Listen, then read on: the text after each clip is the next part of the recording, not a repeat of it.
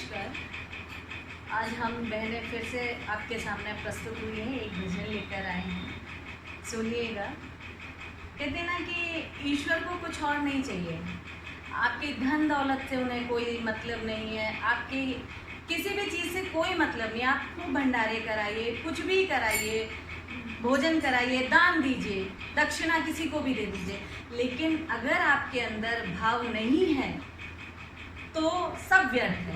इसलिए ईश्वर को अगर पाना है तो आपके अंदर भाव होने बहुत ज़रूरी है।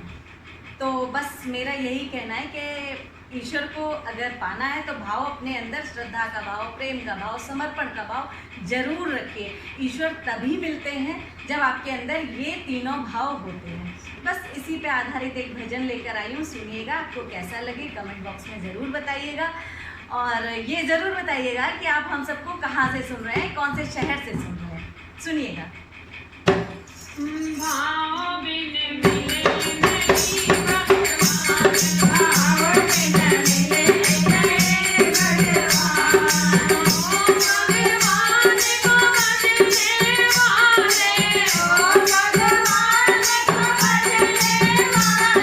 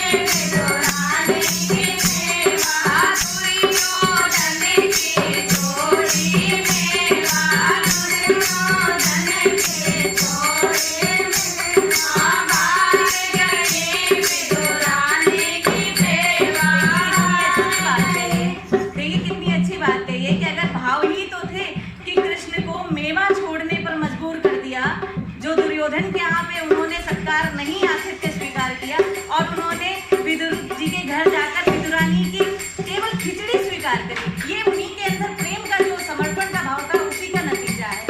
सुनिएगा।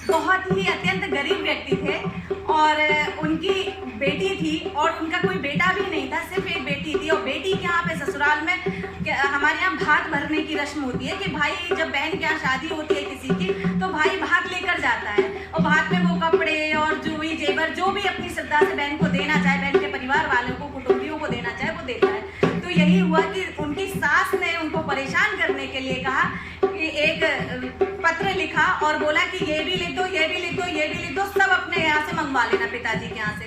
लेकिन उनके पास कुछ था ही नहीं तो कैसे देंगे। लेकिन उनके अंदर श्रद्धा और प्रेम का जो भाव था, समर्पण का भाव था, तो वो बस प्रभु पे पूरी तरह वो समर्पित थे कि बस अब जो करेंगे वो आप ही करेंगे। बेटी के यहाँ से पत्र आया, मुझे कुछ नहीं पता, उसके यहाँ बस कैसे भी पहुँचाना है। तो ईश्वर ने इतना अंबार लगा दिया इस चीज का कि उनके भात भरा माया जी के भाई बनके उन्होंने भाग भरा। तो ऐसे नरसिंह भगत का जो कष्ट मिटाया है या उनकी इज्जत बचाई है, तो उनके अंदर भाव थे, उन्हीं से ये सब संभव हो पाया। सुनिएगा।